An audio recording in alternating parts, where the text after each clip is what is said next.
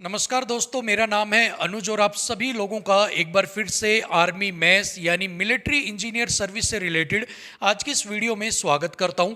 दोस्तों, आज की इस वीडियो में इस वैकेंसी से रिलेटेड आपके हर एक सवाल का जवाब आपको मैं देने वाला हूं। आपके कुछ बड़े सवाल जैसे आर्मी मैस जॉब प्रोफाइल क्या है, यानी कि बहुत सारे लोग इस भर्ती के लिए अप्लाई करना चाहते हैं लेकिन उनको ये नहीं पता है कि आर्मी मैस का काम क्या होता है। सो आपको यहाँ पर इसकी जॉब प्रोफाइल के बारे में मैं बताने वाला हूँ, आर्मी मैस के एज क्राइटेरिया के बारे में बताने वाला हूं, साथ में ही आर्मी मैस रिक्रूटमेंट एजेंसी यानी कि आर्मी मैस का जो एग्जाम है वो कौन सी एजेंसी कंडक्ट करवाती है उसके बारे में भी बताऊंगा। इसके अलावा आर्मी मैस प्राइवेट हो गई है क्या, बहुत सारे कैंडिडेट्स का ये मानना है या फिर कहना है कि आर्मी मैस जो है वो प्राइवेट संस्था बन गई है, गवर्नमेंट संस्था नहीं है। सो उसके ऊपर भी बात करेंगे, क्या सच में आर्मी मैस जो है वो प्राइवेट हो गई है। आर्मी मैस एजुकेशनल क्वालिफिकेशन के बारे में बात करेंगे और मोस्ट इंपॉर्टेंट आर्मी मैस भर्ती की नोटिफिकेशन कब आएगी। इन सभी सवालों के ऊपर आज की इस वीडियो में हम बात करने वाले हैं। काफी इंपॉर्टेंट वीडियो आपके लिए रहने वाली है, वीडियो के एंड तक आप जरूर देखिएगा। सो चलिए बिना किसी देरी के वीडियो को स्टार्ट करते हैं। सबसे पहले स्टार्ट करते हैं हमारे फर्स्ट क्वेश्चन के साथ, आर्मी मैस जॉब प्रोफाइल यानी कि आर्मी मैस का काम क्या होता है। ये सारी चीज़ें मैंने ऑफिशियल वेबसाइट से ली हैं और बहुत इजी तरीके में आपको यहाँ पर मैं समझाने भी वाला हूँ। The military engineer service MES which was raised in 1923, यानी कि स्टेब्लिश कब हुई थी 1923 के अंदर। Pillars of corps of engineer of the Indian army which provide rear line engineering support to the armed forces. हमारी जो आर्म्ड फोर्सेज होती है ना, उनको ये इंजीनियरिंग सपोर्ट प्रोवाइड करवाती है। ये साथ में it is one of the largest construction and maintenance agency in India. ये इंडिया की largest construction and maintenance agency है। It has large number of unit and sub units. इसकी लार्ज नंबर ऑफ यूनिट्स हैं, sub units हैं, जो कि entire country के अंदर फैली हुई है to provide engineering support to various formation of army, air force, navy, ordnance factories, KV Sangathan, border road organisation and DRDO। यानी कि जितने भी ये ऑर्गेनाइजेशन है, DRDO हो गया, इंडियन एयरफोर्स हो गया, नेवी हो गया, केवी संगठन हो गया, बॉर्डर रोड ऑर्गेनाइजेशन BRO हो गया, इन सबको ये इंजीनियरिंग सपोर्ट जो है वो प्रोवाइड करवाते हैं। तो इनकी जॉब प्रोफाइल आपके समझ में यहाँ पर आ गई होगी कि जितने भी महत्वपूर्ण संस्थाएं हैं जो डिफेंस के अंडर आती है उन सबको इंजीनियरिंग सपोर्ट कौन प्रोवाइड करवाता है, MES मिलिट्री इंजीनियर सर्विसेज। ठीक है, अब यहाँ पर ये ऑर्गेनाइजेशन है जो आर्मी और सिविलियन कंपोनेंट ऑफ ऑफिसर्स दोनों तरह से ही जो है काम करता है। The role of MES is dual, यानी कि इसका डबल रोल होता है। MES का क्या होता है कि इंजीनियरिंग एडवाइस प्रोवाइड करवाना और जो काम है उसको एग्जीक्यूट करना, उसको खत्म करना। ठीक है, अब यहाँ पर है the MES are responsible for the design, construction and maintenance of all work, building, airfield, dock installations etcetera, along with necessary services such as military roads, bulk water and electricity supply, drainage, refrigeration and furniture required by the army, navy and air force in India. यानी कि ये building design हो गया, आपका dock installation हो गया, ये सारी चीज़ें तो करती है कंस्ट्रक्शन वाले। इसके अलावा जो एयरफोर्स हो गया है, इंडियन आर्मी हो गई है, नेवी हो गई है, इनको रोड्स का, वाटर का सप्लाई का, electricity supply, drainage, refrigeration, furniture, इन सब का भी जो सपोर्ट है वो किससे कौन प्रोवाइड करवाता है, MES। ठीक है, MES functions under the overall control of engineer in chief. So इसके जितने भी फंक्शंस होते हैं MES के, वो किसके कंट्रोल में होते हैं, इंजीनियर इन चीफ के। Advisory to the ministry of defence, जो कि मिनिस्ट्री ऑफ डिफेंस के एडवाइजरी के तौर पर रहती है। 3 services on operational and peace time construction engineering. ठीक है, यानी कि जो आर्मी के तीनों विंग्स हैं वो और डिफेंस के अंडर जो है ये इंजीनियर, चीफ इन इंजीनियर के, इंजीनियर इन चीफ के अंडर MES जो है वो यहाँ पर काम करती है। ठीक है, इसके अलावा all human resource issues such as recruitment, training, posting and promotions in respect of the officers and the subordinate staff are dealt through different headquarters under the guideline of engineer in chief's branch, army headquarter as stipulated in government directives। यानी कि जितने भी recruitment process होंगे, training होंगे, postings होंगे, promotions होंगे, वो सारे अलग अलग हेडक्वार्टर्स के थ्रू जो है कंप्लीट करवाए जाएंगे। डायरेक्शंस होगी इंजीनियर इन चीफ की आर्मी हेडक्वार्टर्स की, ठीक है। इसके अलावा मोस्ट इंपॉर्टेंट ऑफ ऑल, सब में से मोस्ट इंपॉर्टेंट क्या है, the facilities asset and infrastructure created are maintained in a serviceable state and in some case operated to by the MES. यानी कि जितने भी एसेट्स होते हैं आर्मी के, वो सारे इंफ्रास्ट्रक्चर्स होते हैं, वो सारे मेंटेन्ड, उनको मेंटेनेंस कौन देखेगा, एमईएस। वो सर्विस उनकी कौन करेगा, एमईएस। और उनको कुछ कुछ कंडीशंस के अंदर उनका ऑपरेशन भी कौन देखता है, एमईएस। तो ये यहाँ पर जॉब प्रोफाइल होती है एमईएस की, तो बहुत शानदार जॉब प्रोफाइल है। यानी कि जितनी भी इंजीनियरिंग रिलेटेड सर्विसेज हैं वो सारी किसके हाथ में है, एमईएस के हाथ में। जो आर्मी की विंग्स होती हैं, इंडियन आर्मी, इंडियन नेवी हो गया, इंडियन आपकी एयरफोर्स हो गया, इसके अलावा डीआरडीओ हो गया है, केवी संगठन से, उन सबको जितना भी इंजीनियरिंग स्पोर्ट्स चाहिए होगा वो सारा एमईएस जो है वो यहाँ पर प्रोवाइड करवाता है, ठीक है। चलिए, इसके बाद आर्मी एमईएस के सेकंड सवाल था एज क्राइटेरिया के बारे में बात कर लेते हैं। तो मिनिमम एज क्राइटेरिया यहाँ पर 18 साल, मैक्सिमम एज क्राइटेरिया यहाँ पर 30 साल रहने वाला है, ठीक है।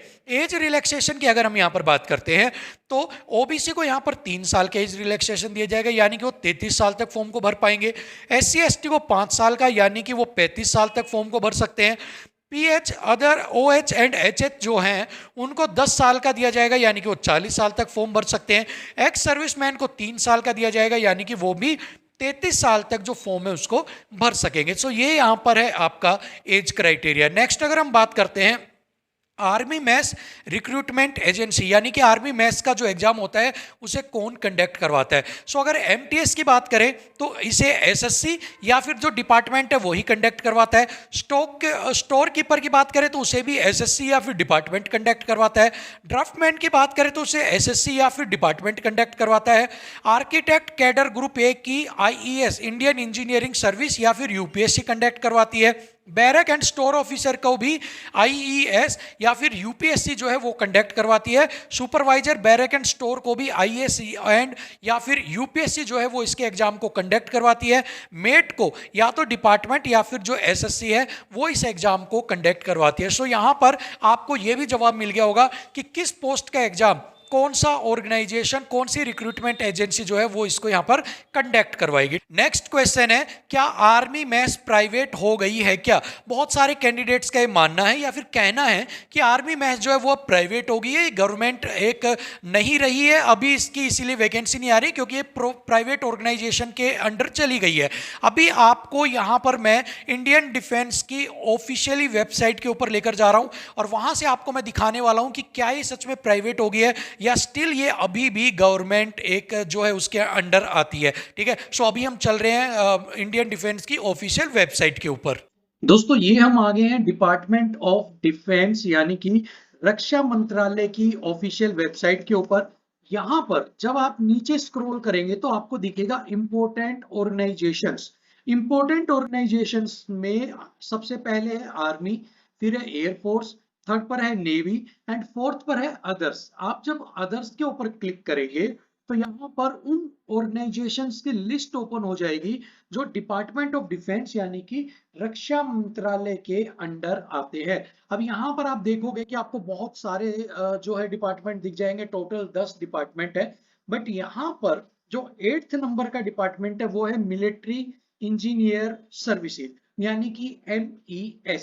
अब इसके ऊपर जब आप क्लिक करेंगे, ठीक है, इसके ऊपर जब आप क्लिक करेंगे तो ये आपको बोल रहा है कि क्या आप जो है एक अलग वेबसाइट के ऊपर जो है आपको लेकर जा रहा है, आप जाना चाहते हो। जैसे आप ओके कर देंगे तो यहाँ पर आपके सामने जो है MES की ऑफिशियल वेबसाइट ओपन हो जाएगी। अब यहाँ पर आप देख सकते हो home MES military engineer services से रिलेटेड सारी डिटेल यहाँ पर दी गई है कि क्या क्या यहाँ पर काम करती है, कि ये आर्मी, इंडियन आर्मी का एक पिलर है जो इंजीनियरिंग को सपोर्ट करवाता है। यहाँ पर देखिए pillar of corpse of engineer of the Indian army, ठीक है। इसके अलावा ये है आपके बहुत जगह यहाँ पर देख सकते हो आपकी workshop, high rising building, airfields and hangers वगैरह, डॉकयार्ड्स वगैरह पे ये जो है सपोर्ट प्रोवाइड करवाते हैं।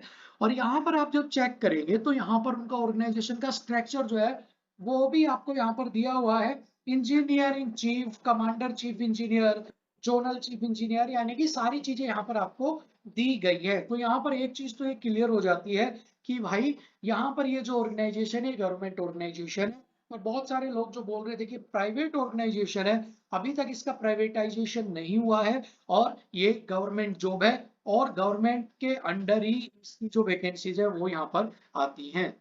नेक्स्ट सवाल है आर्मी मैस एजुकेशन क्वालिफिकेशन। बहुत सारे बच्चे जो है वो क्वालिफिकेशन को लेकर भी सवाल पूछते हैं। सो एमटीएस की पोस्ट के लिए आपको 10th पास होना जरूरी है, स्टोर कीपर के लिए आपको 12th पास होना जरूरी है, प्लस आपको कंप्यूटर की नॉलेज होनी जरूरी है क्योंकि आप स्टोर की जितनी भी चीजें वो कंप्यूटर से ही ऑपरेट करेंगे। ड्राफ्टमैन के लिए आपको सिविल इंजीनियर के अंदर डिप्लोमा किया हुआ होना चाहिए, डिग्री की जरूरत नहीं है।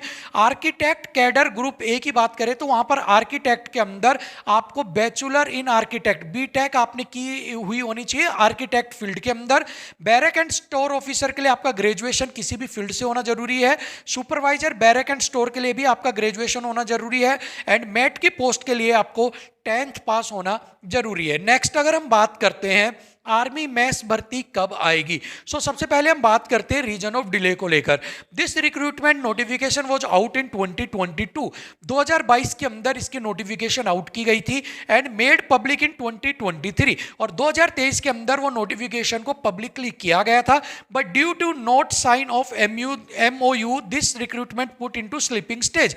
लेकिन उस समय में MOU जो मेमोरेंडम ऑफ अंडरस्टैंडिंग जो वाला होता है आपका कि आपस में दो एजेंसी आपस में एक MOU साइन करते हैं, वो यहां पर साइन नहीं हो पाया था और इसी वजह से स्लीपिंग स्टेज के अंदर ये भर्ती चली गई थी।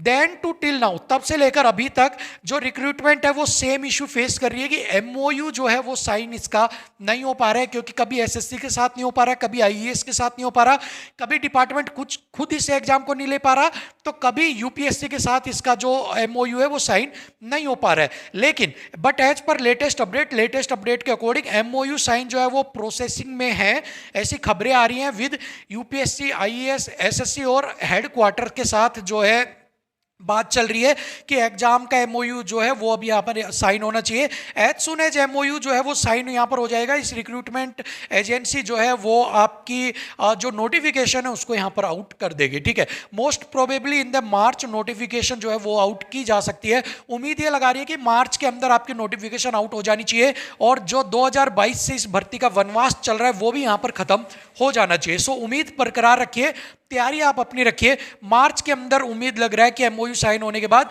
शायद इस बार आपको ये जो वैकेंसी है 2022 के बाद अब फाइनली आपको देखने को मिल जाए। इसके बाद अगर नंबर ऑफ वैकेंसीज की एक बार बात करें तो MTS की 11,316 वैकेंसी है, स्टोर कीपर की 1026, ड्राफ्टमैन की 944, आर्किटेक्ट की 44, बैरक एंड स्टोर की 120, सुपरवाइजर बैरक एंड स्टोर की 534, मेट की 27,920 और टोटल 41,904 पोस्ट पर आपकी जो नोटिफिकेशन आउट की जाएगी।